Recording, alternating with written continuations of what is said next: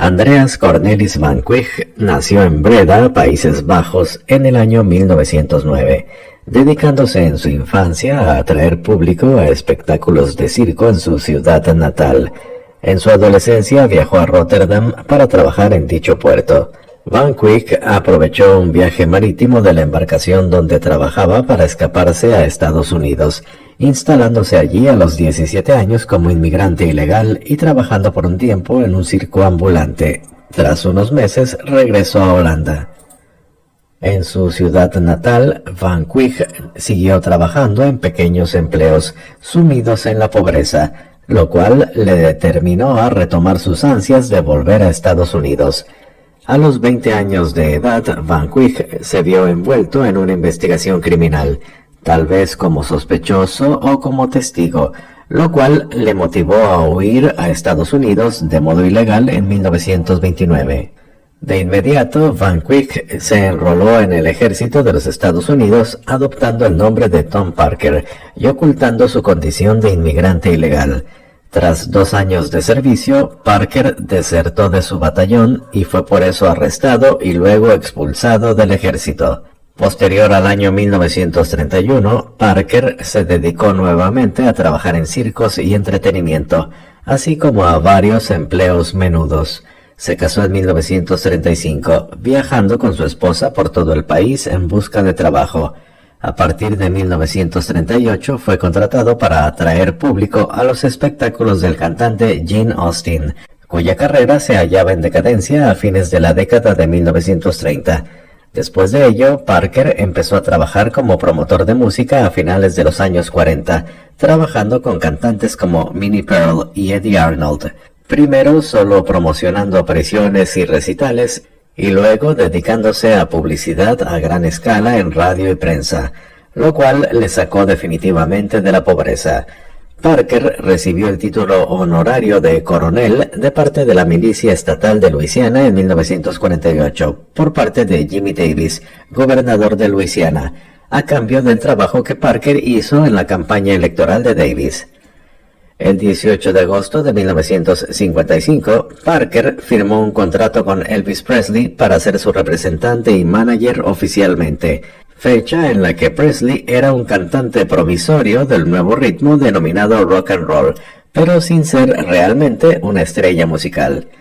Parker firmó un contrato con la discográfica RCA para comprar a Presley los derechos de grabación de sus canciones por $40,000, que incluyeron $5,000 que iban directamente a Elvis como prima,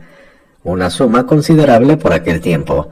Con su primer contrato con RCA, Presley grabó en enero de 1956 el tema Heartbreak Hotel y pasó de ser un cantante promesa a una verdadera estrella del rock. De inmediato, Elvis Presley empezó su carrera como gran estrella del rock y el coronel Parker pronto se percató que el carisma personal y dominio escénico de Elvis le dirigían a un nuevo medio de comunicación de masas, la televisión. Parker trabajó entonces duramente para conseguir presentaciones de Elvis en el show televisivo de Milton Berle y luego en el show de Ed Sullivan, mientras que en simultáneo contrataba a fabricantes de merchandising de mercancía para utilizar con ellos el nombre de Elvis de modo idéntico a una marca comercial, con lo cual a finales de 1956 Elvis había generado cerca de $22 millones en rentas, más que cualquier otro cantante ese año. Parker dispuso que Elvis diera una serie de conciertos en Las Vegas, pero estos no tuvieron éxito en una ciudad con un público ciertamente adinerado, pero de mediana edad y escasamente aficionado al rock and roll, ante lo cual Parker contactó con Paramount Pictures para que Elvis participara en un total de 7 películas, considerando que en esos años uno de los principales intereses de Presley era actuar. En octubre de 1956, Elvis lanzó su cuarto single llamado Love Me Tender y aseguró un nuevo éxito en ventas para todo el año 1957, en paralelo con las películas filmadas con Paramount. Aún así, Parker aún dudaba si la fama de Elvis duraría mucho tiempo, tras haber visto a lo largo de los años muchos artistas llegando al estrellato por un año o dos para luego quedar olvidados. Una muestra de la influencia de Parker fue convencer a Elvis de aceptar el servicio militar al cual fue enrolado en enero de 1958 por el ejército de los Estados Unidos, alegando que convendría a la carrera de Presley mostrarse como un hombre común y evitar un tratamiento especial que perjudicase su imagen pública y su música. Parker también se opuso enérgicamente a que Elvis grabase canciones en Alemania Occidental, donde estaba la guarnición a la que fue destinado, para evitar que aquel obtuviera allí otro manager, y luchó por mantener el interés del gran público sobre Elvis durante su estancia en el ejército. Para lograrlo, Parker difundía noticias sobre las actividades de Elvis, mensajes para sus fanáticos, historias superficiales, como la del corte de cabello al cual debió someterse el artista en su guarnición, o avisos totalmente falsos, como la oferta para que Elvis tuviese su propio show de televisión a su regreso a Estados Unidos. En paralelo, Parker temía que Elvis en Alemania decidiera tomar otro manager o que a su vuelta hubiera perdido el favor del público. Cuando en enero de 1960 Elvis terminó su servicio militar y volvió de Alemania, Parker había preparado un programa especial de televisión en la cadena ABC para darle la bienvenida. El show fue titulado Welcome Home Elvis, algo así como Bienvenido a casa Elvis, y contó con la participación de Frank Sinatra, siendo que Parker cuidó de que Sinatra recibiera un pago mucho menor al de Elvis, en revancha por anteriores opiniones de Sinatra contra el rock and roll.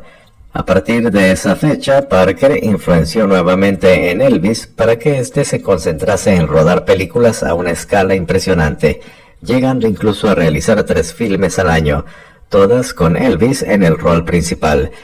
de manera tal que los cines estadounidenses tuviesen frecuentemente en cartelera las películas protagonizadas por Presley. En paralelo, Parker desanimó a Presley de su proyecto de ofrecer grandes conciertos en vivo, al punto que a mediados de 1961 Elvis abandonó las presentaciones para dedicarse a actuar. Parker observó que la presencia de Elvis en varios filmes era una segura fuente de ingresos durante muchos años, hasta que el público empezó a reaccionar desfavorablemente. Casi desde 1964 empezaba en Estados Unidos la creciente influencia del rock británico, mientras que paralelamente las películas de Presley lentamente perdían popularidad debido principalmente a la repetida fórmula de los guiones. Aunque Elvis continuaba grabando 3 discos anuales para la RCA. Hacia 1966 parecía evidente que el esquema de negocio de Parker, basado en explotar la presencia de Elvis en Hollywood, estaba llegando a su fin. En simultáneo, Parker había decidido por muchos años reducir los costos de su cliente, impidiendo que Elvis se embarcase en giras de conciertos o en contacto masivo con sus seguidores. Cuando en 1966 los ingresos de Elvis empezaron a reducirse, al desvanecerse el interés del público por sus películas, Parker sugirió un gran golpe publicitario para devolver protagonismo a su cliente, un matrimonio con Priscilla Beaulieu, pareja y conviviente de Elvis Presley por casi 10 años, tomando como ejemplo la gran atención publicitaria ganada en esos días por el matrimonio de Frank Sinatra con la actriz Mia Farrow. Elvis aceptó la idea y se casó con Priscilla Beaulieu en la primavera de 1967. Poco después, Parker aceptó la necesidad de hacer cambios en el esquema de negocios de Elvis, pero se opuso tajantemente a la idea de Presley de recurrir a grandes conciertos en el extranjero, a diferencia de lo que habían hecho otros rockeros estadounidenses como Jerry Lee Lewis. Ciertamente, en 1957, Elvis había dado un concierto en Canadá, única presentación suya en el extranjero, pero ello fue posible porque Parker no necesitaba presentar allí un pasaporte estadounidense. En realidad, Parker carecía de ese documento porque jamás había solucionado su situación de inmigrante ilegal.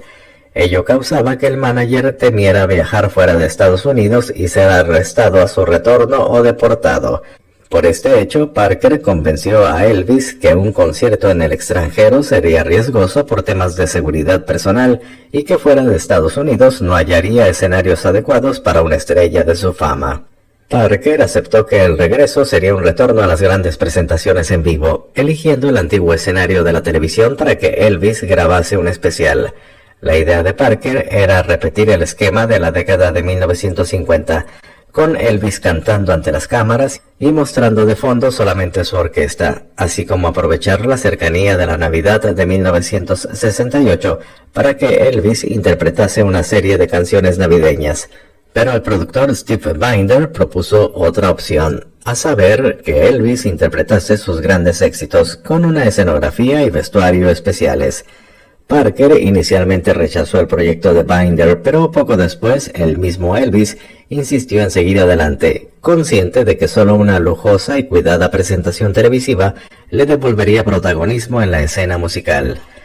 Parker aceptó que Elvis ejecutase la presentación en diciembre de 1968, aunque dudaba muchísimo sobre su éxito. El resultado fue un show titulado Elvis, grabado en los estudios de la NBC. La presentación televisiva fue un éxito inmediato. No solo consiguió el aplauso de la crítica musical, sino que devolvió el nombre de Elvis a la popularidad masiva, incluso ganándole nuevos admiradores.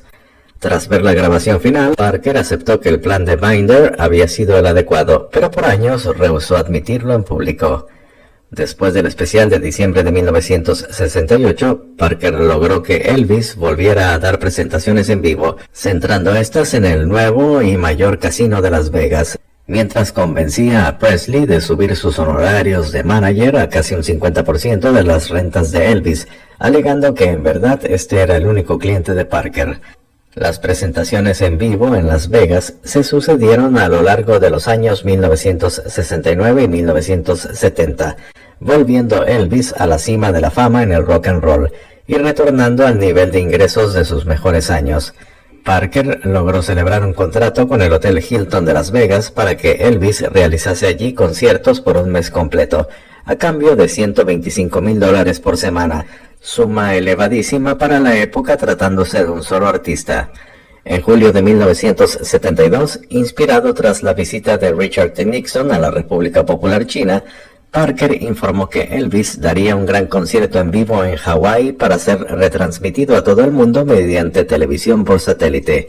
El concierto se realizó en enero de 1973 con el nombre de Aloha from Hawaii y fue el último gran éxito musical para Elvis Presley, aunque el especial televisivo tuvo como principal inconveniente la diferencia de horarios entre Hawái y las ciudades de la costa este de los Estados Unidos, por lo que se decidió ofrecerlo en forma diferida, esperando hasta el mes de abril, momento en que los índices de audiencia en ese país eran más altos de lo que hubieran sido en enero.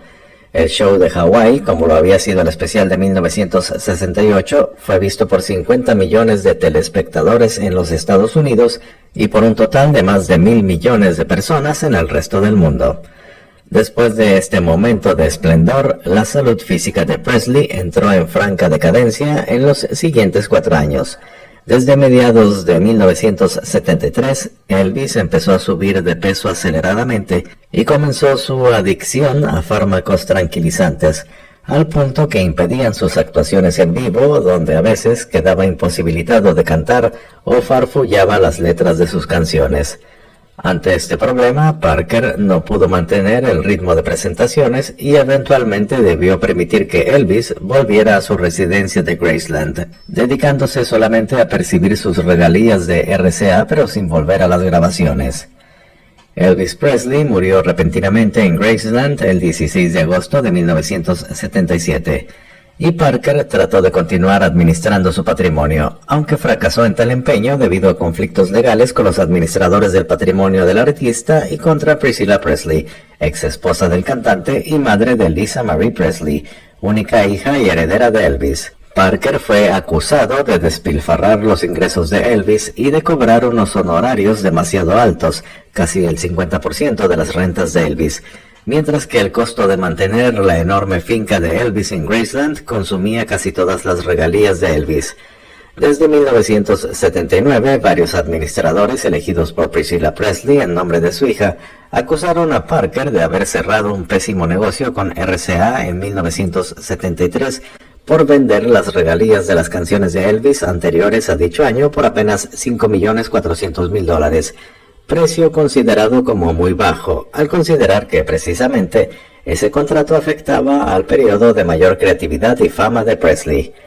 La nueva administración del patrimonio de Elvis quedó completamente en manos de su hija en 1980 mediante una sentencia judicial, dejando de lado a Parker y poniendo fin a sus funciones de administrador, recayendo todos los derechos sobre las regalías en Lisa Marie Presley, representada por su madre.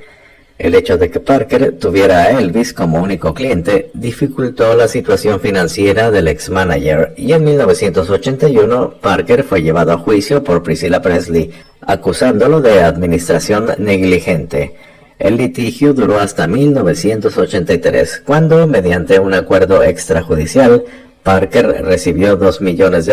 a cambio de renunciar a todo derecho sobre las regalías de Elvis o ingresos generados por el patrimonio del artista, además de renunciar a todo reclamo financiero futuro contra los herederos de Elvis. Parker siguió viviendo en la misma suite que había ocupado en el Hilton de Las Vegas, la misma que ocupaba desde que trabajaba con Elvis. Inclusive aceptó trabajar para la cadena Hilton como consultor y relaciones públicas informal, aprovechando su fama, pero en 1984 Parker fue finalmente desalojado del hotel cuando sus deudas contraídas en juegos de azar del hotel aumentaron en demasía.